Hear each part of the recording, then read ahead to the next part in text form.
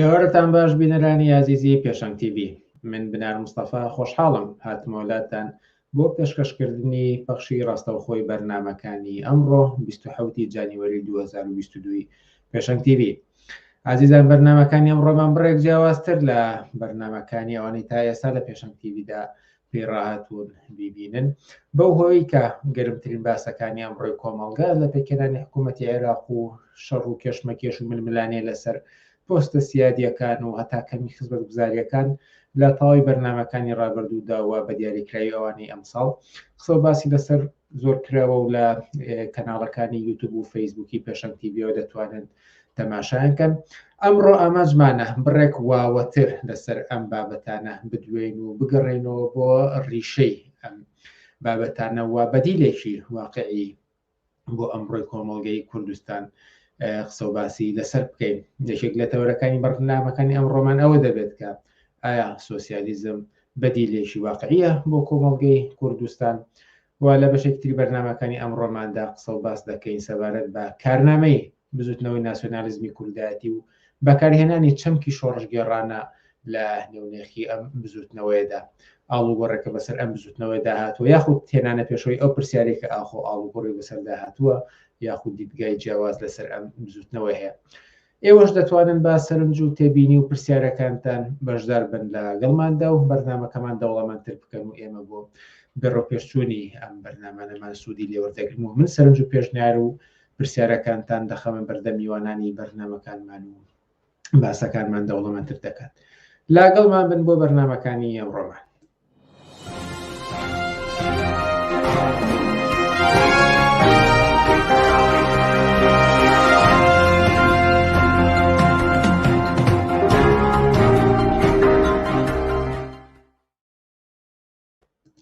بەڵێ بینەرانیازی سەرۆک ئاماژەم پێداکە لە یەکەم تەوەری بەرنامەکانی ئەمڕۆمان قسە و باسێک دەکەین لەگەڵ ئیبراهیم حوسێن هەڵسوڕاوی کۆمۆنیستی لەسەر ئەوەی کاچی بەدیلێک بۆ کۆمەڵگەی کوردستان واقعیە و ئایا بە دیاریکراوی ئەوەی کە کۆمۆنیستەکان هەڵسوڕاوانی زوتنەوەی کۆمونیستی باسی دەکەن سۆسیالیزم بۆ کوردستان ئایا ئەم بەدیلە واقعی یاخود نا. ئیبراهیم حوسێن ئێوارەت باش و سپاس کە توانیت لە بەرنامەکانی ئەم شەوی پێشەنگ تیڤیدا بەشدار بیت لەگەڵمان. زۆر سپاسی ئێوە دەکەم و ئێوارەی ئێوە باش و سڵاوڕێزم هەیە بۆ بینەران و بیسەرانی پێشەنگ تیڤی. زۆر سپاس. سپاس بۆ ئێوە. لەو پرسیارە سادیەوە دەست پێ بکەم پێشەوەی کە بچمە سەر خودی بەدیلە واقعیەکە وەکو دەواازەیەک بۆ ناو ئەم باسە لەوە دەست پێ بکەم کە ئایا کۆمەڵگەی کوردستان کۆمەڵگەیەکی چینایەتیە یاخود ناوە لەسەر چی بنەمایەک وەڵامەکەتان پێناسە دەکەن دواتر من کۆمەڵە پرسیاری ترم دەبێت. زۆر سپاس. بێگومان کۆمەڵگای کوردستان بەشێکە لە کۆمەڵگایەتی جیهانی لە سیستەمێکی جیهانی سەرمایه‌داری کە بە شەریەتی ئەمڕۆ تیاژی. ئێمە کوردستان بەخۆی جەزیرەیەکی دابڕاو نییە لە دنیای ئەمڕۆ کە لە ئەو پەڕی گۆشەیەوە هەتا دوورترین لە نزیکترین گۆشەیەوە هەتا دوورترین گۆشەی پەیوەندیەکانی بەرهەمهێنانی سەرمایه‌داری زاڵەوە کوردستان بەشێکە لە ئەو سیستەمە جیهانیە سەرمایه‌داریەی کە ئەمڕۆ ژیانی بەشەری لە قاڵب داوە. بەشی هەرە زۆری کۆمەڵگای کوردستان بێگومان لە ڕێگەی فرۆشی هێزیکاریەوە دەژی لە چەند 5 ملیۆنێک بەشەر کە لەو کۆمەڵگا ئەژی لە ڕێگەی فرۆشتنی هێزیکارەوە ئەژی و ئابووری زاڵ شێوەی ژیانی زاڵ هێزیکار فرۆشیە پارە سەرمایەیە بۆ پێ کۆمەڵگای کوردستان کۆمەڵگایەکی بە تەواوەتی سەرمایه‌داری و چینایەتیە. بەڵام ئەمڕۆ لە کۆمەڵگەی کوردستاندا کۆمەڵێ دیاردە و کێشە دەبینین کە کەمتر ڕەنگە لە کۆمەڵگەکانی تری سەرمایه‌داریدا بەدی بکرێت و ئەوەی کە هێزی میلیشیا دەسەڵاتی هەیە هێزی بنەماڵەی دەسەڵاتی هەیە گەندەڵیەکی تا ڕادە بەدەر بوونی هەیە و لە قسەی کۆمونیستەکانە دەبیستین کە سۆسیالیزم بەدیلە بۆ کۆمەڵگەی ئەمڕۆی کوردستان. ئایا واقعا سۆسیالیزم دەتوانێت بەدیل بێ بۆ ئەمڕۆی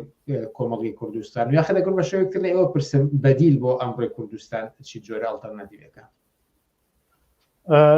بێگومان ئەوەی کە سەرمایه‌داری لە هەر گۆشەیەگەان لە هەر وڵاتێکە چ جۆرە کێشە و مەشاکلێک دەخڵقێنێ باسێکی تایبەت و دیاری کراوە، بەڵام ئەوە هیچ لەوە ناگۆڕێکە و کۆمەلگایەکی سەرمایه‌داری و سەرمایه‌داریەوە تێدا پەیوەندی کار و سەرمایە زاڵەوە تێدا مثلەن بە شەهرە زۆری ئەو بەشەریەتە خەریکە لە ڕێگەی فرۆشی هێزی کاریەوە ژیان دەکا و بەشداریەکە بۆ خۆ بەرهەمهێنانەوەی بۆ ژیانی بەرهەمهێنانی ژیانی خۆی ناچارەکە کار بکات و لە ڕێگەی فرۆشی هێزی کاریەوە بتوانێت ژیان و گوزەرانی خۆی دابین کات و بێگومان ئەمە بەڵامەوەی کە لێرە لە کوردستانە لە شوێنێکی دیاریکراوە سەرمایه‌داری خۆی چ جۆرە فۆرمێک بەخۆ دەگرێت چ شێوەیەک بەخۆ دەگرێت چ جۆرە کێشەیەک دەخۆڵقێنێ ئەوە باسێکی تایبەتترە. بەڵام سوسیالیزم وەکو ئایا لە کۆمەلگای کوردستان و پرسیارەکە کردان لە کوردستانە سوسیالیزم واقعیە یان دەکرێت واقعی بێت؟ بێگومان سوسیالیزم وەڵامێکی واقعیە بە ژیانی بەشەر، بە پێداویستی بەشەر، بە ئازادی بەشەر، بە ڕزگاربوونی بەشەر لە ئەو سیستەمە چینایەتیە و سیستەمە چینایەتی سەرمایه‌داری کە ئەمڕۆ هەیە. واقعی بوونی بێگومان هەموو پێدا ئەگەر بارە سیاسیەکەی نەبێ بێگومان ئەوەی کە وا دەکات سوسیالیزم لە هەر کۆمەلگایەکە لە هەر کۆمەلگایەکی دنیای ئەمڕۆیە واقعی بێ پەیوەندی بە بارە سیاسیەکەیەوە هەیە. ئەگەر ئەو هێزە سیاسیەی ئەو کۆمۆنیزمەی کە قەرارە سوسیالیزم جێبەجێ بکات لە مەیداندا بێ ئەو ئامادەیەی هەبێت، ئەگەر پرۆلێتاریە، ئەگەر چینی کرێکار، ئەگەر جەماوەری کرێکار و زەحمەتکێش بەشەریەتی کرێکار و زەحمەتکێش ئەو هێزە سیاسیە ڕادیکاڵە کۆمۆنیستیە ببینن کە توانای هەیە، ئارەزووی هەیە، عشق و عەلاقەی هەیە بۆ ئەوەی کە ئەو ئاڵوگۆڕە هەر لەو زەمەنە و لە سەردەمەدا جێبەجێ بکات. بێگوم ئەگەر بتوانێت لە نێو ئەو پێکداچوون و پێکدادان و خەباتە چینایەتیەدا بتوانێت دەسەڵات و دەوڵەت و کۆمەلگا بەدەستەوە بگرێت، بێگومان دەتوانێت بەرنامەی خۆی جێبەجێ بکات، دەتوانێت کۆمەلگا و ئابووری و بەرهەمهێنان و ژیانی مادی بەشەر بە شێوەیەکی سوسیالیستی ڕێک بخات. ئەوە بوو واقعی بوون و نەبوونی بە تەواوەتی گرەی خواردووە بە ئەو ئیرادە، بەو ئیرادە سیاسیەوە. ئەگەر ئەو ئیرادە سیاسی هەبێ، ئەگەر ئەو هێزە سیاسی و کۆمۆنیزم وەکو هێزێکی سیاسی لەو مەیدانەدا هەبێت کە ئامادە بێت دەسەڵاتی سیاسی و کۆمەلگا بەدەستەوە بگرێت، بێگومان دەڕوات ئابووری سوسیالیستی ڕێک دەخات، بێگومان دەڕوات کاری کۆمەکار دەکات بە کارێکی کۆمەڵایەتی هەموو بارەکانی ژیانی بەشەر لەسەر ئاساسی سوسیالیستی ڕێک دەخات. خۆشگوزەرانی لە توبەوە، لە پزیشکیەوە، لە خوێندنەوە، لە هاتوچۆوە، لە مسکەنەوە ڕێک دەخات. ئەوە بە تەواوەتی ئیمکانی هەیە ئەوەی کە مەسئلەیە هەر ئەو بارە سیاسیەتی ئەگەر نە هیچ کاتێ وەکو ئەمڕۆ کۆمەلگای بەشەری ئامادە نەبووە بۆ ئەوەی ئەو بربەریەتە چینایەتی ئەمڕۆ ڕێک بخات. ئەوەی کە ئەمڕۆ بەشەر لەو پەیوەندیانەدا ئەژی لە نظام و سیستمێکی ئابووریدا ئەژی کە ناچارە بۆمانەوەی هێزی کاری خۆی بفرۆشێت وەکو هێزی کارفرۆش بەشێک لە هەمان ئەو سەرۆت و سامانە کە خوڵقاوی دەستی ئەو ملیۆنان بەشەرێکە لە ڕێگەی هێزی کارەوە دەژین. دلیلەکەی ئەوە نییە کە ئیمکانی مادی نییە، هیچ کاتێک ئیمکانی نیە. ئەگەر لە سەرەتای قەرنە، لە سەرەتای ئەم سەدەیە مثلەن کە هێشتا کانە کارەبا نەبوو بۆ هێزی سەرەکی، بە هێزی سەرەکی و دانەوەی سەرۆکی بەرهەمهێنان و ژیانی ئابووری ئەوانە ئەمڕۆ دوورترین شوێنەکانی ئەم دنیاە هێزە ڕئیسیەکەی، تاقە ڕئیسیەکەی کارەبا و ئەنتەرنێت و ئەو شتۆڕی بێکۆگاندنەی کۆمەلگایە کە بە تەواوەتی ئەگەر چینی کرێکار و کۆمۆنیزم لە جەنگی سیاسی لەسەر دەسەڵات و لەسەر گرتنە دەستی کۆمەلگا سەر بکەوێ، بێگومان دەتوانێت ئابوورێکی سوسیالیستی ڕێک بخات، دەتوانێت کاری کۆمەڵایەتی ڕێک بخات و دەتوانێت لە پرۆسەیەکی دیاریکراودا هەموو ئەو بوارانی ژیانی بەشەر لە دەستی سەرمایە دەربهێنێت و بیانکە بە مافی سروشتی هاوڵاتیانی کۆمەڵگا. وەڵامەکەتان زۆر سەرنجڕاکێش بوو، کۆمەڵی پۆینتی زۆر گرنگ و سەرنجڕاکێشی تیا بوو کە ئەهێنێت هەر لە سەرێکێکیان زیاتر قسە بکەین. بەڵام من پێم خۆشە جارێ لەسەر بەدیلە جیاوازەکان ساتێک ڕاوەستین و باس لەوە بکەین کە بۆ نمونە بەدیلی تری هەیە هەر لە سەرمایه‌داری خۆیدا، بۆ نمونە ئەوەی کە پێوترێت لە هەندێک وڵاتانی ئەوروپادا مۆدێلی ڕەفا بۆ نمونە کە لە تێیدا کۆمەڵە مافی مرۆڤ و دەستکەوتی کرێکاری بەدەست هاتووە. ئەمەیان تا چەندێک ئەتوانێت بەدیلێکی گونجاوتر بێت بۆ ئەمڕۆی کوردستان. ئەزان چۆنە مەسەلەی مۆدیلی ڕیفا، مۆدیلی دەوڵەتی ڕیفا و ئەوانە بێگومان لە چوارچێوەی هاوسەنگێکی دیاریکراوە هاتوۆتە پێشەوە.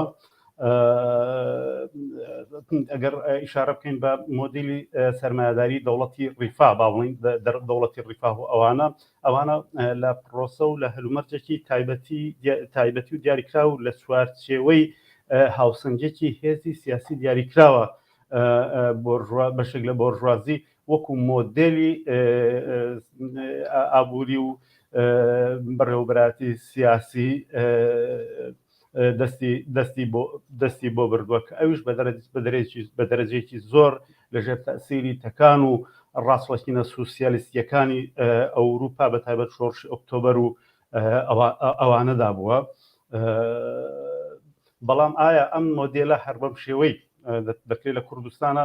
واقعیەتی هەبێیان نا؟ بە بڕوای من واقعی بوون و نەبوونی هەر بەدیلێک و هەر مۆدێلێکی هەر بەدیلێکی اقتصادی، هەر بەرنامەیەکی سیاسی و ئابووری تایبەت بەندە بەو هێزەی کە لە پشتیەوە وەستاوە. بۆ نمونە ئێمە ئەگەر لە ئەوروپایە لە نێو خەبات و چەشمەکێشی چینایەتی ئەوروپایە مەسەن سۆسیال دیموکراسیمان نەبێ وەکو ڕێگەیەکی دیاریکراوی بۆرژوازی، بێگومان ئێمە ناتوانین چاوەڕوانی ئەوە بین کە مەسەلەن مۆدێلی سەرمایه‌داری دەوڵەتی ڕیفا لە بەشێکی دنیاە مەسەلەن ببێ بە مۆدیلێکی تا ئەو ماوانە جێکەوتووی بەڕێوەبردننی کاپیتالیستانەی سەرمایه‌داریەکانی غەرب و ڕۆژاوە و ئەوانە. بۆ نمونە ئێمە ئەگەر لە عێراقا مەسەلەن جۆرێک مەسەلەن دەوڵەت بزوتنەوەیەکی قومی وەکو بەعسیەکان و سوسیالیزمی عەرەبی و اشتراکیەتی عەرەبی ئەوانەمان نەبێت، بێگومان ئێمە ناتوانین مەسەلەن ئەوەی کە پێی دەوترێ مەسەلەن سەنعەتیکردن و پیشەسازیکردن و تەئمیم و خۆماڵیکردنەکانی ئەو سەردەمەکە ڕەوتی ناسیۆنالیزمی عەرەبی کە بە اشتراکیەتی عەرەبی ناسراوە بتوانین لە عێراقا چاوەڕوانی بکەین. بۆ سوسیالیزمیش بە هەمان شێوە، بۆ کۆمۆنیزمیش بۆ بەدیل و ئەڵتەرناتیڤێکی سوسیالیست کۆمەڵایەتی و ئابووری سوسیالیستی بە هەمان شێوە ئەگەر ئێمە کۆمۆنیزمێکی قەوی بەهێزمان هەبێ کە بەڕادەی پێویست ئامادە بێت کە کۆمەڵگا بگرێتە دەست و دەسەڵاتی سیاسی و دەوڵەت بگرێتە دەست، بێگومان دەڕوا لەو ئاستەی کە ئیمکانی هەیە بەپێی ئەوەی کە لە باری سیاسیەوە هاوسەنگی هێزی سیاسی ڕێگەی پێ ئەدات. مەسەلەن گەر ئێمە فەرزکەین چەپ لە هەر گۆشەیەکی ئەم شەرقە ئەم دنیاە ئەم مەملەکەتە بە فەرز کوردستان مەسەلەن ئەوەندە هێزی هەبێت کە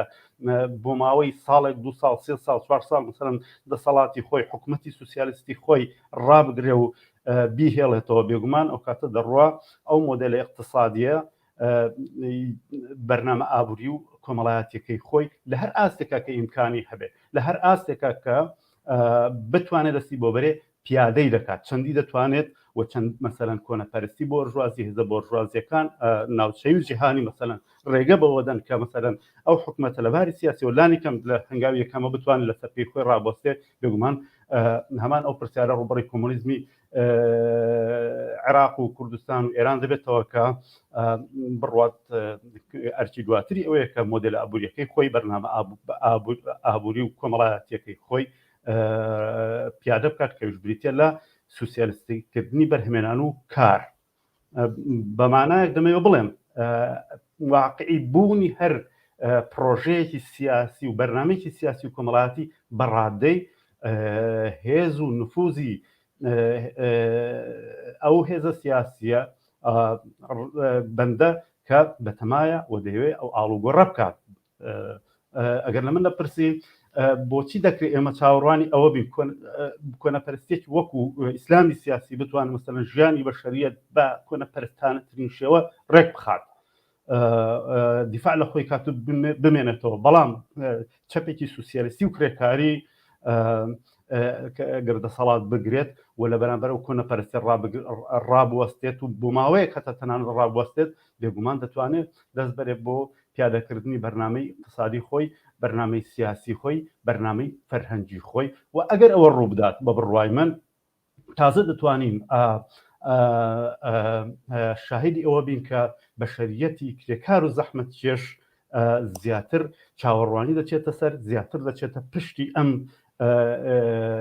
تەجروبەیە ئەزمونێکی لەو بابەتەوە هاوسنگی هێز بە تەواوەتی بە قازانجی سەرهەڵدانی نەهزەتێکی سوسیالیستی و چەپی کۆمۆنیستی و کرێکاری نەکرد لە منتەقەیە، نەکرد لە عێراق و کوردستان و ئێران وانە بگرێت لە دنیاشدا ئێمە دەتوانین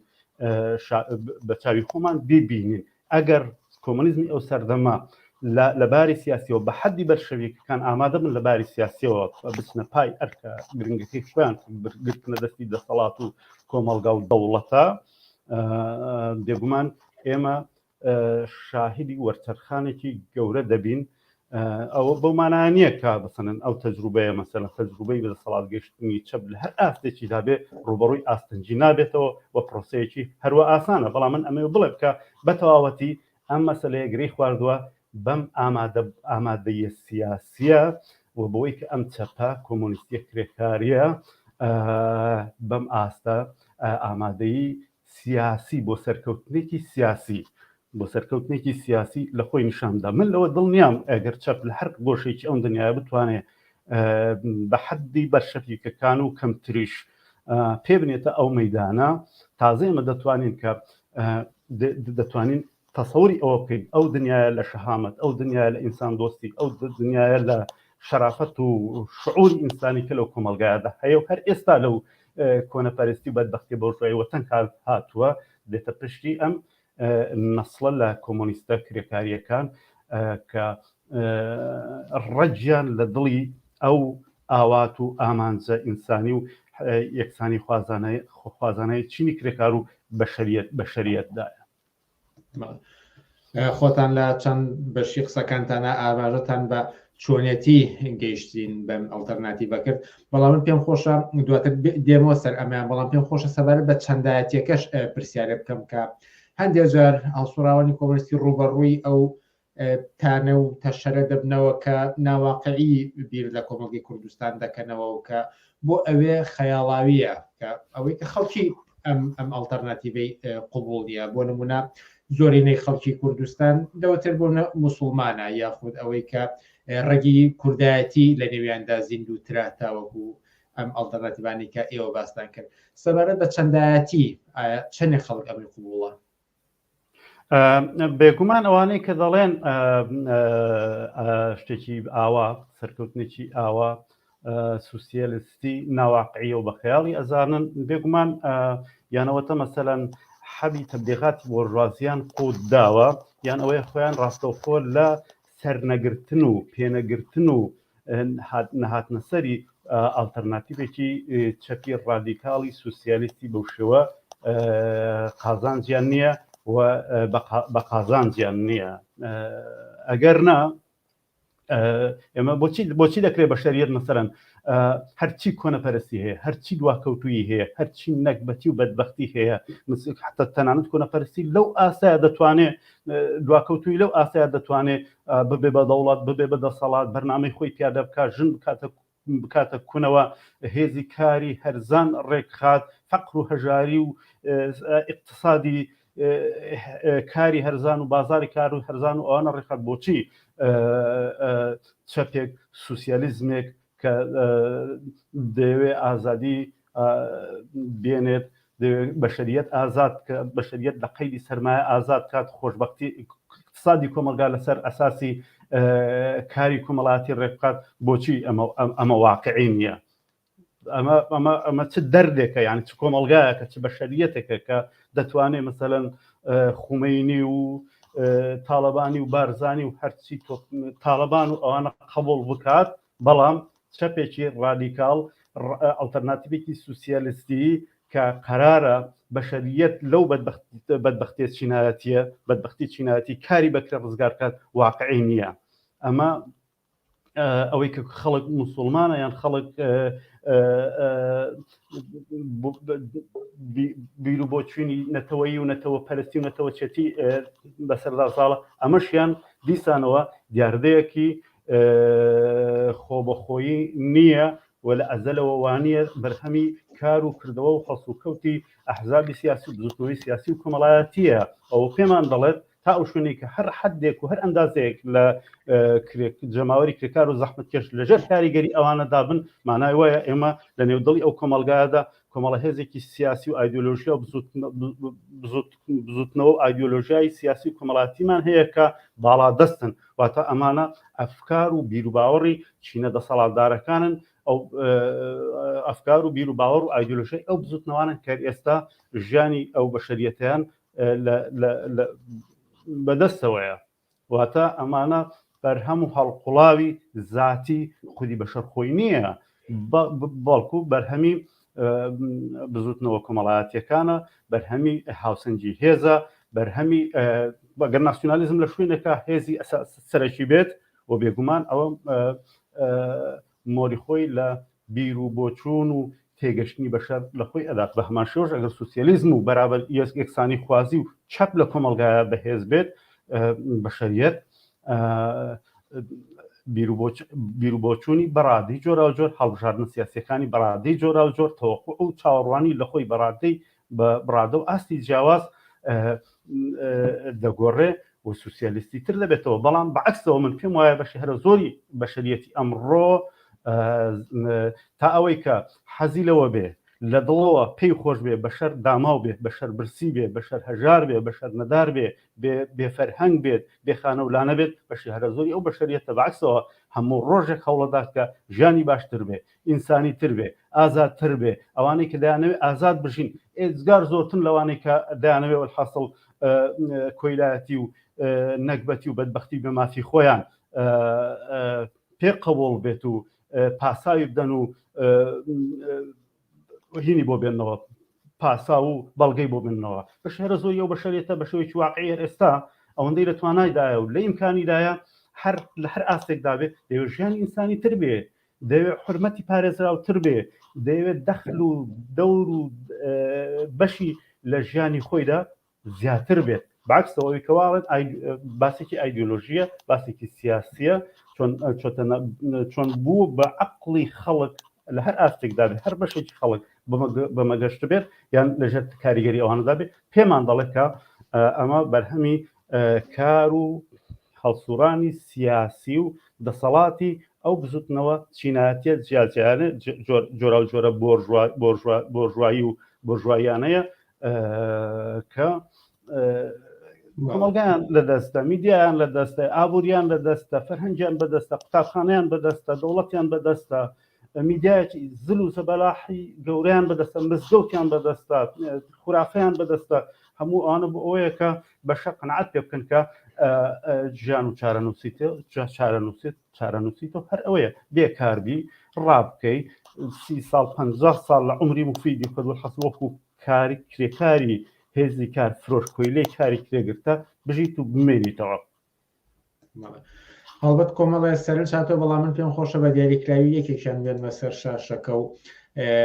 وەکو ئەوەی کەوتیشم خۆم دەگەڕێمەوە سەر چۆنێتی گەیشتن بەم ئامانجە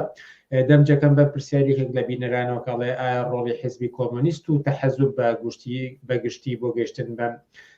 ئامانجە چۆن دەبێت وە بە دیاریکراویش ئەگەر خۆشم پرسیارەکەم مشەخەستر بکەم لە مەیدانی عەمەلیدا چۆن دەگەین بەم ئامانجە. من باسی ئەوەم کرد پێم وایە باسی عەمەلی بوون و نەبوونی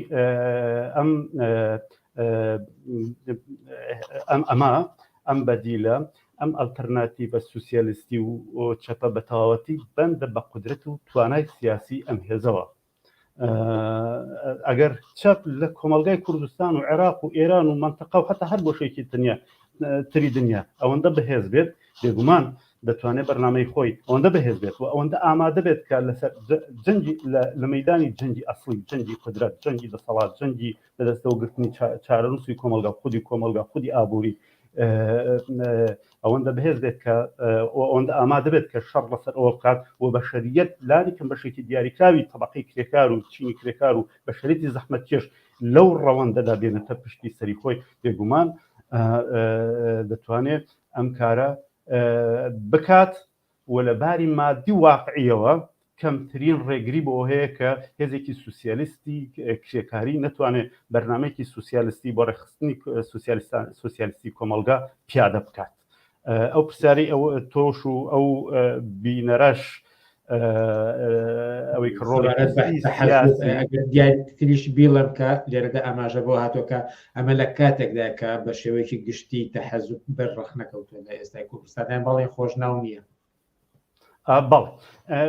بێگومان ئەمە دەگەڕێتەوە بۆ ڕۆڵی حزب لێرەدا حزبی سیاسی کۆمۆنیستی ڕۆڵێکی نەکارکاریگەرە بە بڕوای من ڕۆڵێکی چارەنووسازە بەبێ بوونی ئەحزابی سیاسی دەخیل لە چارەنووسی کۆمەلگا لە جەنگی دەسەڵات لە جەنگی دەستی دەسەڵاتە ئەمە بێگومان ئەمە ڕاستە هیچ بەرنامەیەک هیچ بەرنامەیەکی سیاسی و ئابووری پیادە نابێت و لە جێگای خۆیدا دەمێنێتەوە و بەشەریەت ناچارە لە بەرامبەر شاری خۆیە و لە بەرامبەر ئەو بەربەریەتە چینایەتیە تەنیا مقاومەت بکە و دیفاع لە خۆی بکات. ئێمە دەبێت ئەوە بێن لە بەرچاوی خۆمان. ئەگەر ئەو ئەحزابە سیاسیانە لە مەیدانی ئەم جەدەلە چارەنووسازە لەسەر کۆمەڵگا و لەسەر چارەنووسی بەشەر و لەسەر دەسەڵات و ئەوان ئامادە نەبێت بێگومان ئەو باسەوەکو خۆی دەمێنێتەوە چەند نەسڵێکی تریش دیسانەوە دەبێت ببنە قوربانی بەربەریەتی چینایەتی ئەمڕۆ. هەلێرەوە ئەوە بڵێم کە بێگومان ڕۆڵی ئەحزابی کۆمۆنیست ئەو ئیرادە سیاسی دیاریکراوەی کە کۆمۆنیستەکان کۆمۆنیستە کرێکاریەکان لە هەر سەردەمێکدا لە پەیوەند بە ئەرکە ئەساسیەکانیان ئەرکی ئاساسیان لەخۆیان نیشان دەدەن بێگومان دەوری کاریگەر و سەرەکی و یەکلاکەرەوەی هەیە لەوەی کە چارەنووسی ئەو کۆمەلگایە چارەنووسی ئەو بەشەریەتە بەرەو کوێ دەڕوات بە ئامادەبوونی ئەو هێزە. من باوەڕم وایە کە کۆمەلگا و خەباتی ئازادی خوازانی چینی کرێکار و بەشەریەت بۆ لە دەستگرتنی چارەنووسی خۆی بۆ لە دەستگرتنی مقدراتی خۆی و بەردەستگر بۆ بەڕێوەبردننی و بەداومەزراندنی کۆمەلگای سوسیالیستی خۆی پێدەنێتە قۆناغێکی ترەوە ئەو هێرشە کە دەکرێتە سەر حزبیەت دلیلی هەیە بێدلیل نییە. مەسەلەن ئێوە سیرکە مەسەلەن بۆژوازی لە کاتێکە مەسەلەن پەرە بە بۆچوونی دژە حزبیەت و ئەوانە ئەدات کە خۆی بە ئەنوا و ئەشکالی شێوە دەیان حزبی هەیە دەیان ڕێکخراوی هەیە میدیایەکی زەبەلاحی بەدەستەوەیە دەوڵەتی بەدەستەوەیە زیندانی بەدەستەوەیە قانونی بەدەستەوەیە فەرهەنگی بەدەستەوەیە و بە معنای کەلیمە بۆ بێدەخلکردنی سیاسی جەماوەری کرێکار و زەحمەتکێش یەکەم شت کە دەبێت هێرشی بکاتە سەر هێرشە بۆ سەر حزبیەتی کۆمۆنیستی و حزبیەتی کۆمۆنیستی و کرێکاری چونکە بەرحاڵ ئەوە سەرنجام ئەوە چینی کرێکار تەنیا لە جەنگێکی سیاسیدایە لەسەر دەسەڵات و لەسەر کۆمەلگا و لەسەر چارەنووسی خۆی کە دەتوانێت نەتیجە ئەو دەعوایە ببڕێنێتەوە ئەگەرنا دەبێت داوای کرێ بکات دەبێت داوای زیادکردنی مافەکانی خۆی بکات لە هەر ئاستێکە کە ئیمکانی هەیە دەبێت ئەو جەنگە جەنگ و مقاومەت هەر ڕۆژەی بەناچاری بەرێتە پێشەوە ئەوم لەگەڵ وەزعەکەیە بەرحاڵ بسازێت. ئیبراهیم حسین چالاکوانی کۆمۆنیست زۆر سپاس بۆ ئەم دەرفەتەی پێداین و لە بەرنامەکانی ئەم شەوی پێشەنگ تیڤیدا ئامادەبوون. زۆر سپاسانەکەم و سپاس بۆ ماندووبوونتان. ئازیزان خۆشەویستان وسانێک دەدەین و پاشان لەگەڵ تاهیر حەسەن سەبارەت بە کارنامەی بزوتنەوەی ناسیۆنالیزمی کورد گفتوگویەکمان دەبێت و گفتوگویەکی زۆر سەرنجڕاکێش بە هەڕێوەیە لەگەڵمان بمێنەوە.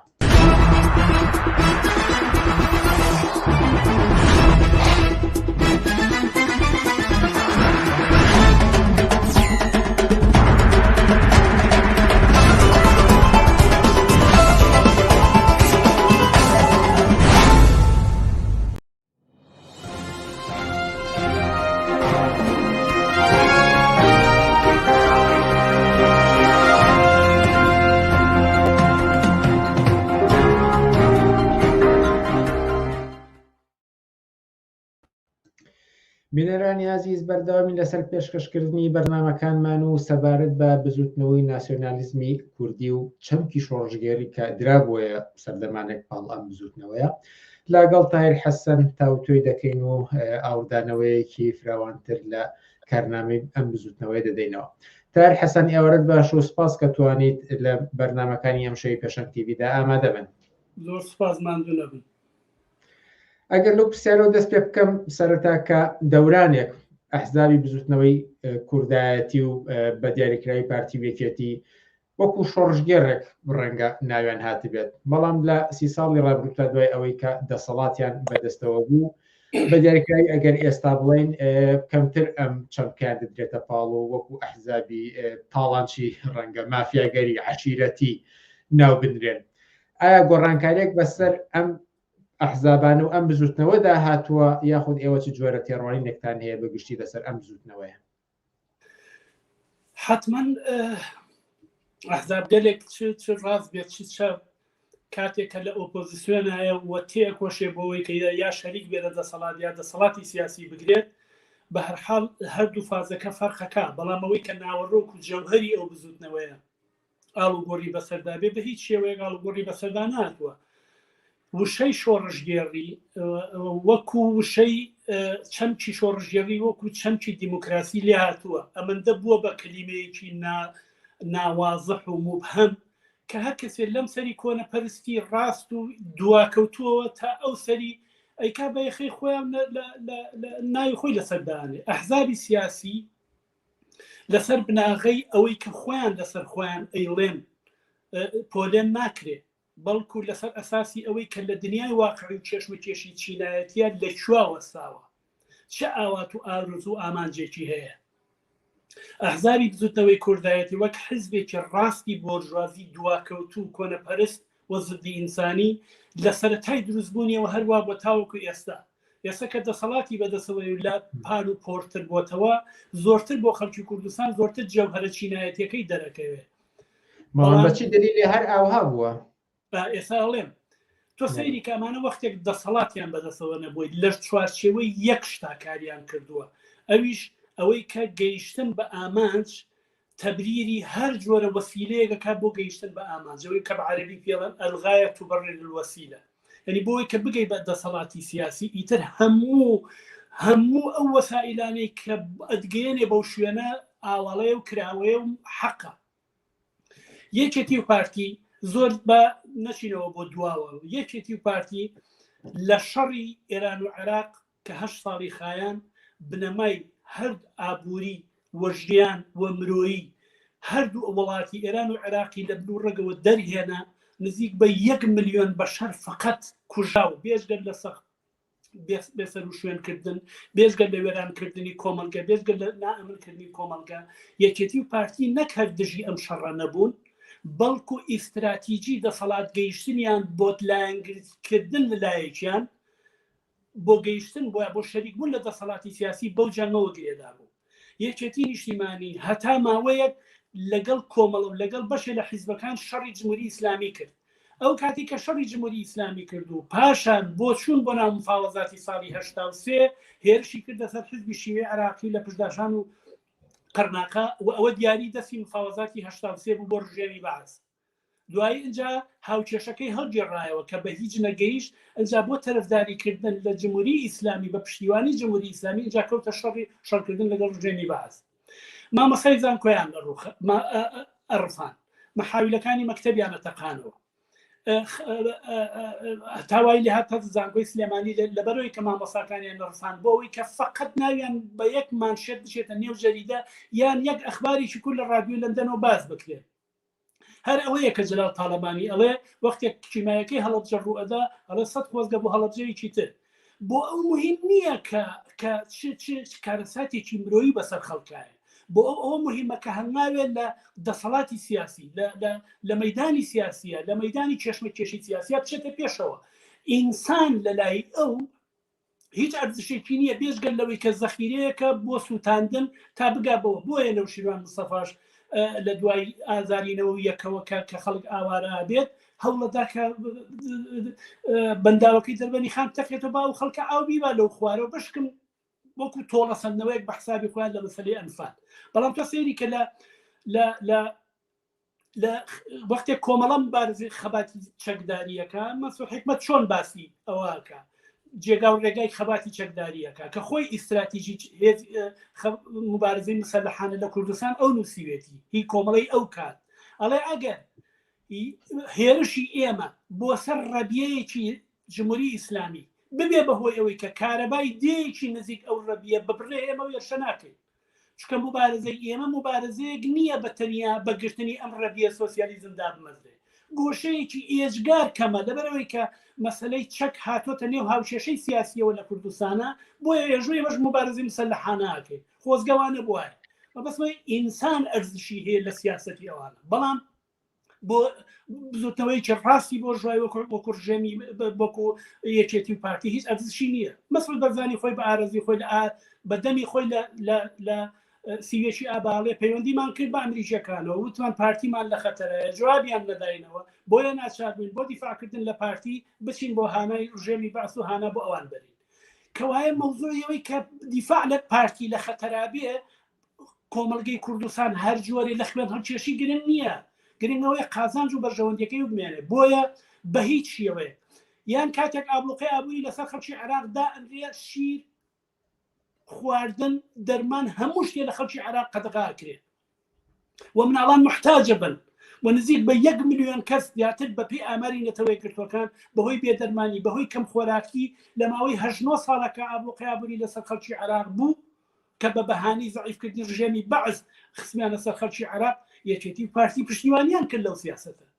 بەبەسمەوەیە کە هەموومانە نیشانەدا کە شۆڕژگێری زەڕێک خەسڵەتی شۆڕژگەریان پێوە نەبووە. ئەوەی کە خەڵکێکی زۆر لە برای من لە کەسی من لە کەم خانەوادە خێزان هەیە لە کوردستانە لە چەند ساڵانی ڕابردووە لە نێوێکێتی و پارتیا کە ئومێدی بەوە بۆ پێی وا لە دژی ڕژێمی بەعز ئەتوانێ خەبات کە لە شواشی ڕیزەکانی یەکێتی یا پارتیەوە لەم پێناوەدا لەبین چوون هەموو ئەو ئینسانانە ئێستا زیموکەرەوە بیان هێنە بڵێ ئەمە دەسەڵاتی ئەو بزوتنەوەی کوردایەتیە کە تۆ خۆ بۆ بەکوژدا تف لە ڕابردووی خۆیەکە و قەت جارێکی کە ناچێت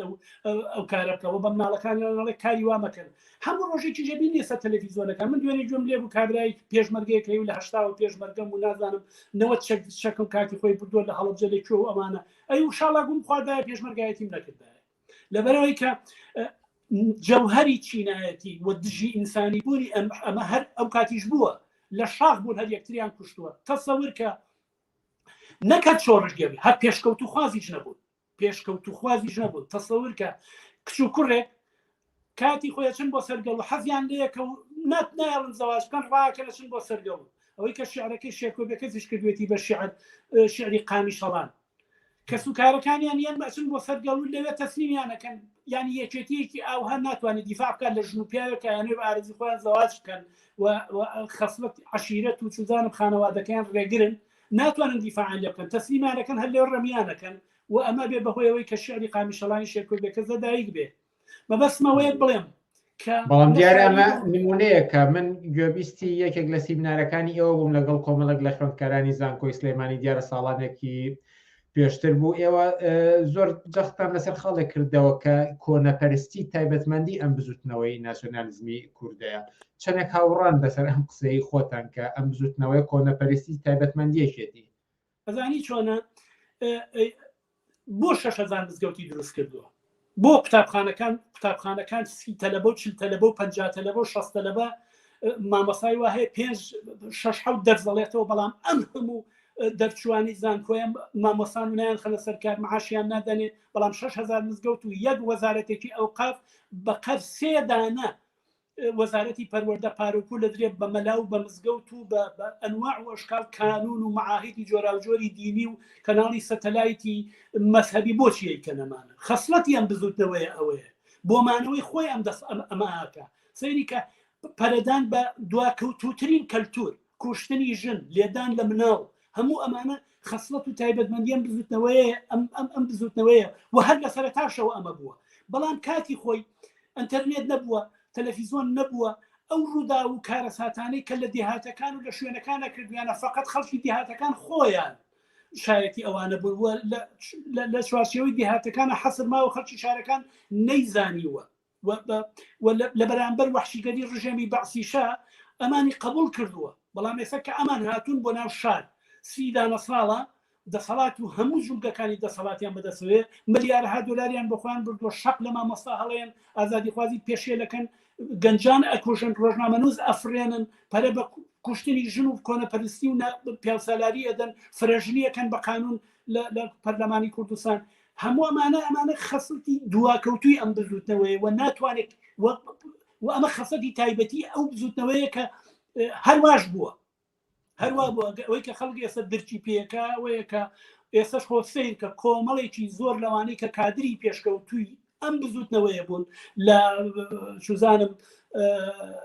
مەلابەختیە لە نازانم ئەوەی کە ئەزمون و یادی نووسیوە بەڕاستی ناوەکەی بێچۆتەوە سەیری کە هەموو بەڵێ بڕۆ کتێبەکانی بخەنەوە لە زمانی خۆیانەوە کە خۆیان لەنێ ئەم بزوتنەوە بزانە چ سەرنوێڵکێ لە ناو مێژووی ئەم بزوتنەوەی کوردایەتیایە کە ئەو کاتی کە لە شاق بوون و بەحساب شۆڕژگێر بوون. بۆیە بە بڕای من نەکرد شۆڕژگێر پێشکەوت و خوازیش نەبوون و زەڕەیەک شارنشینی و مۆدێرنیان تیانە و ناکرێت هیچ چاوەڕوانەیەکان لێ بکەیت. چاکەت و پاتۆڵ لەبەرکردن ناکا بە مۆدێر. لەسەر ئەم بزوتنەوەی ناسیۆنالیزمی کوردە و پارتی وێکێتی بە دیاریکراوی بۆ چوونەکەی لە کۆمەڵگەدا باز لەوە دەکات کە ئەمانە بە واقعی ناسیۆنالیزم نین. ناسیۆنالیزم پشت ناکاتە نەتەوەکەی خۆی نەتەوە لە نێو دوو قەوسا. زۆر نمونەتری ژەهێنەوە کە ئەو کارە ساتانی کە ئەمڕۆ بەسەر کۆمەڵگەی کوردستاندا هاتووە ئەگەر ئەحزابێکی ناسیۆنالیستی واقعی لە دەسەڵاتدا بوونایە ئەمە ڕووی نەدەداتوە ئەمە دەکەنە ئەو پێناسەیە کە ئەم حیزبانە ناسیۆنالیزمی ڕاستەقینە نین. هەروەها لە نێو بەشێک لە ئەوانەی کە پێیان دەوتێت ڕۆشنبیر لە نێو ئەوانیشدا ئەم جۆرە بۆچوونە هەیە. سەرنجی ئەو لەسەر ئەم تێڕوانی نەچیە؟ ساڵی نەوەتەکان کۆنگرەیەکی نەتەوەی کرا، ئێمەش وەکو حیزبی کۆمۆنیستی کێکاری عێراق داوەت کرا بووین لە برۆکسل کرا. ئێمە من یەکێ بووم لەوانی کە وەکو وەفدی حیزب چوون لەو کۆبنەوە بەشداریمان کرد. باسیەوە کراکە کۆنگرەیەکی نەتەوەی بگرێت بۆ هەر چوار پاشەکەی کوردستان و چی و کاتە تازە عەبدوڵڵا و جالان وانە گیرابوون. ئێمە پرۆژەی قەتعنامەیەکمان ئامادە کرد بۆی کە داوا بکە کۆنگرە بە فەوری و فشار بێنێتە سەر ئەو فشاری نێودەوڵەتی کە عەبدوڵڵا و جالان بێ قەید و شەرت ئازاد بکرێت و دەبێ ئازاد بکرێت. بڕوا بکە ئەوانەی کە لەنێ ئەو کۆنگرەی نەتەوەییا بوون یەک زەلامیان تەییدیان نەکرد و قبولیان نەکردوە نەیانهێشت ئەو بڕیارنامەیە بێ بە بڕیارنامەیەک و داوا بکەن کە عەبدوڵڵا و جالان ئازاد بکرێت. جا کە هاتینە دەرەوە لە پاوزێکە کەسێک کە سەر بە حیزبی دیموکرات بوو پێم وابێ ناوی ستەلینبەرگ بوو شتێکی وا بوو ئەگەر زاکیرم درۆم لەگەڵ نەکا وتی کاکتایە ئێوە زۆر ئەوەن و زۆر وەسپی کردین ناوێ لێرا بیڵێم بەزوتی یەک غەڵەت لە قسەکانتانە هەیە ئەویش ئەوەیە ئێوە یەکێتی و پارتی بە ناسیۆنالیست دەزانن بەڵام ئەوانە ناسیۆنالیست نین. وتمەی کێ ناسیۆنالیستە؟ وتی من ناسیۆنالیستم. ئەوان ناسیۆنالیست نین. ئەگەر ناسیۆنالیست بن دزی ناکەن، ئەگەر ناسیۆنالیست بن شەڕی ناوخۆ ناکەن، ئەگەر ناسیۆنالیست بن ئەوە ناکەن. وتمە توانی پێم بڵێن لە چی شوێنێکی مێژووی ناسیۆنالیزمە ئەوانە نووسراوە کە نابێ بیکەن؟ لەکوێن نووسراوە کە نابێ ئەوانە بکەن؟ ئەمە ئێستا ئەحزابێکی ڕاستی بۆرژواییە بە نوێنەرایەتی و لە ژێر ناوی میلەت و قەوم و نەتەوەیە خەریکە بەرژەوەندی بۆرژوازی کورد ئەپارێزێ و ئەمە دەسەڵات نوێنەرایەتی دەسەڵاتدارێتی بۆرژوازی کوردەکە. جا لەگەڵ ڕژێمی مەرکەزی بێ یان لە ناوخۆی کوردستان بێ یەکێتی و پارتی نوێنەرایەتی قازانج و بەرژەوەندەکانی بۆژوازی کوردەکەن چ لە پەیوەند لەگەڵ بەخا چ لە پەیوەند لەگەڵ یەکتری و چ لە هەموو ئەو قانونانی کە لە کۆمەلگە دایان ناوە هەموو کۆمپانیانی کە لە کۆمەلگە دایان ناوە ئەمە نیشانەدا کە یەکێتی و پارتی لەنێو ئەم قڵشت و چێشمە کێشە چینایەتیە بەرژەوەندیان لەگەڵ کام چینایە لە کۆمەلگەی کوردستان دوو چینی ئەسلی سەرەکیە یەکێکیان کە کۆمەڵێک سەرمایەدار خاوەنی کۆمپانیا و بانق و قانون و پەرلەمان و مزگەوت و هەموو ئیمکانات و بژوگەکانی کۆمەلگایان بەدەسایە بەشێکی کەشی کچینی کرێکار و زەحمەتکێش و خەڵکی بەژمێنەت و دەستکورتە کە ئەوەی کە ئەو ڕۆپایینەکە بۆ بەیانی نیەتی بێخوا پرسیارەکەوەی تۆ لە پەنا کام دوانە لە بچکە ئەم دوانە لە چێشمەکێش و ململانەیەکی چینایەتی هەموو ڕۆژەیان چ بە شکلی ئاشکرا بێت چ بە شکلی نهێنی بێ هەموو ڕۆژێ لە خەبات و چێشمەکێشان لە پەنا کامیانە ڕاوەستابی باش قازانج و بەرژەوەندیەکانت بە کامیانەوە گرێداوە دڵی بزوتنەوەکەت لەگەڵ کامیان لێدا ئەوان لەگەڵ بە قازانج و بەرژەوەندی سەرمایه‌دارانی کورد لێدا کاچن بۆ بەغاش هەر لەگەڵ سەرمایه‌دارانی ئەوێ لێدا بەڵام ڕۆشنبیران کۆمەڵێک قسەیان هەیە کە ئەبیکە ناویان ڕۆشنبیرانی ناسیۆنالیستە من تێناگەم بۆچی ناسیۆنالیزمی کورد ئێسکی سوکترە لە ناسیۆنالیزمی عەرەب یا لە ناسیۆنالیزمی تورک یا لە ناسیۆنالیزمی فارس بۆ ئێسکی ئەمان سوکترە لەبەر چی بیانی جاران ئەیان و لەبەرەوەی ئێمە هێشتا لە دەسەڵاتانین دەوڵەتمان هێشتا نییە بۆیە لەبەرەوەی دەوڵەتمان نییە ئێمە شۆڕژگەرتری بەس ئەوان دەوڵەتیان هەیە باشە وا فەرزکەین بۆچی سەدام حوسێن ئەبێ ناسیۆنالیست بێ ئەبێ فاشست بێ ئەبێ گۆڕ بە گۆڕ بێ بۆچی نابێ مەسعود بەرزانی و یا جەلال تاڵەبانی وەکو سەدام حوسێن نەبن چ جیاوازیەک لە بینی ئەمە چ جیاوازیەکی چینایەتی لە بینی ئەمانە هەیە ئەو شتەکە خەتەکانیان جیاکەتەوە چییە بۆچی پرسیارێکی سەیرە بەلاتەوە ئەوانەی کە مستەشار بوون ئەوانەی کە بەعسی بوون یا ئەوەی کە زۆرێک ئەڵێ ئەوەی کە سرودی زێڕەی نووسیەوە بەسەر سەدام حوسێن ئێستا لە هینی نەتەوەی پارتیە دەرسەڵێتەوە لە ئەکادمیای نەتەوەی پارتیە دەرسەڵێتەوە عەزیزی من فەرقی نییە هەر ئیشە کۆنەکەیکە بەڵام من جار بۆ ناسیۆنالیزمی کوردیەکە پێشووتر بۆ ناسیۆنالیزمی عەرەبی کردووە یەک زەڕە فەرقی نییە تۆ بە ناوی ناسیۆنالیزم ینی خەتێکی ڕاستی بۆرژواییە ئەگەر کورد بێ بەرژەوەندیەکان و قازانج و بەرژەوەندی ناسیۆنالیزمی کورد و بۆرژوازی کورد نوێنەرایەتێکە و ئەگەر فارس بێ بۆرژوا ناسیۆنالیزمی فارس نوێنەرایەتێکە و ئەگەر تورک بێ تورک نوێنەرایەتێکە خاصڵەتی ئەم بزوتنەوانە یەکێکن هەر بۆیە زۆر تەبیعیە کە مەسعود بارزانی لەگەڵ مالیکیە ڕەفیقن لەگەڵ جمهوری ئیسلامیە ڕەفیقن بەرژەوەندیان یەکێکە قازانج و لەسەر قازانج و بەرژەوەندی چینایەتی ئەمانە هینەکەن ئەمەی کە نەتەوەی خۆی هینانە قسەیەکی پڕوپوچە کۆمەلگا ئێستا ئەمانی تەجاوز کردووە بۆیە من هەر بەو سەلیم بەگەم وتن کاک سەلیم سەردەمی جەمال عەبدولناسر تەواو بووە ئەوەی کە جاران دوای جەنگی جیهانی یەکەم کە دنیایان تەوزیع کرد بەسەر براوەی جەنگی جیهانی یەکەمە و سەرنجام وڵاتەکان داگیر کرابوون وەکو ئیستیعمار وەکو ئیمپریالیزم و ئیستیعمار داگیر کرابوون کۆمەڵێک بزوتنەوە شکلی گرت کە ئەم بزوتنەوانە خوازیاری ئەو بوون کە ئیستیعمار کەنە دەرەوە ئەو وڵاتە لە داگیرکاری دەربێنن ئەم بزوتنەوانە جۆرێک لە شۆڕژگێری جۆرێک لە پێشکەوت و خوازیان بوو بەڵام لە دوای ئەم سەردەمەوە کە سەرمایە بە شکلێکی ڕەحیب تێکەڵاو بۆ سەردەمی گلۆبالیزاسیۆن و زیاتر لە 50-60 ساڵە پێشکەوت و خوازی و شۆڕژگێری ناسیۆنالیزم بە معنای فراوانی کەلیمەکە لەسەر تاسەری دنیاە بۆتە یۆتۆپیا قسەیەکی پوچ و بێناوەڕۆک ئەسڵ ئەساسی نییە پێشەوەی کە دوا پرسیارم بکەم پرسیارێکی زۆر سەرنجڕاکێش لە بینەرێکەوە هاتووە کە پێم خۆشە بۆ چوونی ئەوەی لەسەر ببیستم ئەویش مەسەلەیەکی واقعی ئەمڕۆ هەیە بە ناوی مەسەلەی کوردەوە پرسیارەکە ئەوەیە ئایا بزوتنەوەی ناسیۆنالیزمی کورد ئەتوانێت ئەم کێشەی کوردە چارەسەر بکات بۆ چوونی ئێوە ناسیۆنالیزمی کورد لەسەر چارەسەر نەکردنی ئەم کێشەیە ژیانی ئەبا بڕێوە لەسەر چارەسەر نەکردنی ئەم کێشەیە ژیانی با بڕێوە بۆیە ناسیۆنالیزم فقط ناسیۆنالیزمی کورد ئەگەر مەبەسمان بێ طبعا ئەگەر ئێستا لە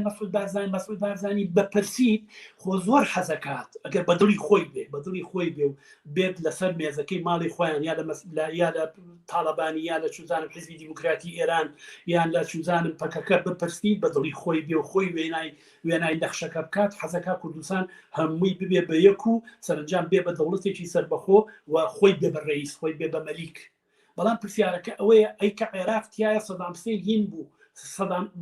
عێراق دەوڵەت بوو و سەدام حوسێن و حزبی بەعد دەسەڵاتیان بەدەستەوە بوو خەڵکی کرێکار و زەحمەت کێشی ناوەڕاست و خواروی عێراق ئاسوودە بوون. لەوانەیە ئێستا کەسێک بڵێ کاتە ئەو کاتە باشتر بوو لە ئێستا بەزێمە خەریکین بەراوردیەوەکەین کە ئێستا ئایا دەسەڵاتی سیاسی لە جمهوری ئیسلامی کە پارێزگەری کە ناسیۆنال فاشیستی شیعەیە و نوێنەرایەتی بۆرژوا ناسیۆنالیزمی فارس و ڕەوتە جۆرەکانیەکە ئایا خەڵکی لە ئێرانە ئاسوودەن؟ ئەزانی چۆنە ڕزگارکردنی کوردستان ڕزگارکردنی بەتەنیا ئەوە نییە چوار مەسەلەی کورد تەنیا ئەوە نییە کە تۆ ئێستا خۆ مەسەلەی کورد بە کوردی قسە ئەکا بە کوردی ئەخوێنێ بە کوردی هەموو شتێکی هەیە پەرلەمانی هەیە هەموو ئەوانەی هەیە خەڵک لە پای ئەم دەسەڵات و خۆشبەختن یا هەموو ڕۆژی لەسەر جادن یا هەموو ڕۆژی خەریکە ڕقەبنەوە یان لافاوێک ڕۆدا نیوێ ماڵەکان ئاوەی بە معاشی خەڵک بۆ بە 50 ڕۆژ و بە 60 ڕۆژ بۆیە ئەگەر ینی کوردستانێک ئەگەر ئینسانەکان تایە ئازاد نەبن 150-160 ساڵ لەمە پێش کۆمەلارەکانی فەڕەنسا وتیان ئێمە کۆمەلگەیەکمانەوێت کارتیایە ئاوەڵە بێ و ئینسان تایە ئازاد بێ. کوردستانێک ئەگەر کارتیایە ئاوەڵە نەبێ و ئینسان تایە ئازاد نەبێ بۆچی باشە فقط سەرزەمینێکە ئینسانەکان بۆ بە سچنێک ئینسانەکانی تیاچەوتێنێتەوە. بۆیە ڕزگارکردنی کوردستان لە ڕزگارکردنی خەڵکەکەیەتی ڕزگارکردنی کوردستان لە ڕزگارکردنی کۆمەلگەیە لە دەستی کۆمەڵێک مافیای سەرمایە کە بە هەموو ژومگەکانی دەسەڵاتیان بە کۆمپانیەکانی خۆیان داگیر کردووە. ڕزگارکردنی کوردستان یان ڕزگارکردنی خەڵکەکەی ئەگەر نا کوردستانێک وەکو ترێی نایلۆن وایە ئەزانی نەبۆنی هەیە نەخوریە نەتانی هەیە هەر فەقەت سێرکردنی جوانە هیچ نییە نە بە کەلکی بەشەریە نە بە کەلکی ژیانیە نە بە کەلکی مناڵیە نە بە کەلکی ئازادیە نە بە کەلکی هیچ نایە. بۆیە ڕزگارکردنی کوردستان یان ڕزگارکردنی خەڵکەکەی لە دەستی ئەوانەی کە ئێستا تەواوی جومگەکانی ژیانیان بەدەستەوە گرتووە. بەداخەوە کات کەمما و پرسیاریش زۆر هەیە و ئەم بابەتش قسە زۆر هەڵەگرێ بە داوای لێبوردنیش لە بینەرانکە ناتوانین تەواوی ئەو سەرنج و تێبینیانەی کە هاتووە داوتێ بکەین. بەڵام چەند خوڵەکێکی بەرنامەکەماوە ئەگەر دەرگا بکەمەوە بۆ خۆتان بابەتێک ما بێت سەبارەت بە کارنامەی بزوتنەوەی ناسیۆنالیزمی کوردی و بە گرنگی بزانن لێرە داوەکو دواوتێک ئاماژەی پێ بدەن فەرمون بە کورتی. زۆر سپاسانەکەم من بە کورتی یەکشت بڵێم لە بەرنمەیەکە لەگەڵ ئەسەدی نەوتینیانیشا دووبارەم کردەوە ئێستا بە فرسەتی زانم لەم بەرنمەیە دووبارەی کەمەوەیژەوەیە کە کاتێک مایکرۆفۆن ئەباتە بەردەمی هەر کەسێک لە هەر دوکاندارێ لە هەر عەرەبانچیەک لە هەر کرێکارێ لە هەر بێکارێ لە هەر گەنجێک لێ پرسی یا لە هەر دوکاندارێکە پرسیڵی وەزعی ئیش چۆنە ئەڵێ ئیش زۆر خراپە لەوەتی موچە نییە لەوەتی قەیرانی دارایی هەیە ئیش خراپە بازار وەستاوە. بۆیە ژیان جومگەکانی کۆمەلگا بە یەکەوە گریان خواردووە. ئەگەر قوتابیان داوای دەرماڵە ئەکەن ئەگەر دەرماڵەکانیان وەربگرن بە زەختی چینایەتی و بە هاوپشتی یەکتری بتوانن وەری بگرن بڕواتان بێ ئەو فەلافل فرۆشەی کە لە بەردەمی مزگەوتەکان یا لە بەردەمی مەکتەبەکانە وەستاوە ئاستی فرۆشی ئەڕاتە سەرەوە. جگەل لەوەی کە زەخت و زۆرێک لەسەر شانی باوکو دایکی قوتابیەکە بڕێک کەمە بێتەوە بڕێک بازاری ژە ئەبوژێتەوە. مەبەستمەوەی ئەم شتانە بە یەکەوە گرێی خواردووە نانەوەخانەکانیش تۆزێک فراوانترە بن. بۆیە ئەگەر مامۆستا داوای موچە ئەکا دەبێت دوکاندارەکان پشتیوانیان بکەن نانەوەخانەکان پشتیوانیان بکەن مەطعەمەکان پشتیوانیان بکەن. شارد نییە و پشتیوانێ تەنیا ئەوە بێت بێن لە ڕیزی پێشەوە بن و بەرز بەهاون و یا نازانم لە بەردەم ئاسایشا بۆسە شاید بەوە بێت کە دوکانەکانیان یەک ڕۆژ دابخەن. مەبەستمەوەیە بۆ قوتابیان بۆ کرێکاران بۆ نانەواکان بۆ کرێکارانی بیناسازی بۆ مامۆستایان بۆ وەرگرتنی موچەکانیان هەموو ئەمانە جومگەی بەشەکانی کۆمەلگەن دەبێت کرێکاران و زەحمەتکێشان پشتیوانی یەکتری بکەن لە هەر هاتنە مەیدانێکە نە لەبەر قوتابیەکە لەبەر خۆت بۆی معیشەتە بڕاتە سەر لەبەر خۆت بۆی بازاری ئیشەکەت بجوڵێ لەبەر خۆت بۆ ئەوەی کە تۆزی ئەلکی شانێ لە مەسروفاتی مناڵەکان یەک تۆز کە سووک بێ. بۆیە پشتیوانیکردنی یەکتر لە هاتنە مەیدانی جەماوەریە حیاتی ترین شتە بۆ کۆمەلگەی کوردستان و هەم بنەماکانی سەرەتاکانی یەکگرتوکردن و ڕێکخراوکردن و پشت بە پشت و دەستخستنە ناودەستی خەڵکی تێکار زەحمەتکێشە لە کوردستان ویستم تەنیاوە بڵێم. تار حەسەن چالاکوانی کۆڵیس زۆر سپاس بۆ ئەم دەرفەتەی پێداین و لە بەرنامەکانی ئەم شەوی پێشەنگ تیڤیدا ئامادەبوون. زۆر سپاس بۆ ئێوەش ماندوو نەبن. زۆر سپاس. ئازیزان خۆشەویستان هەر لێرەدا دێینە کۆتایی بەرنامەکانی ئەم هەفتەیەمان تا هەفتەی ئایندا کاتێکی خۆش بۆ هەموو لایەک و هەر شاد و سەرکەوتوو بن.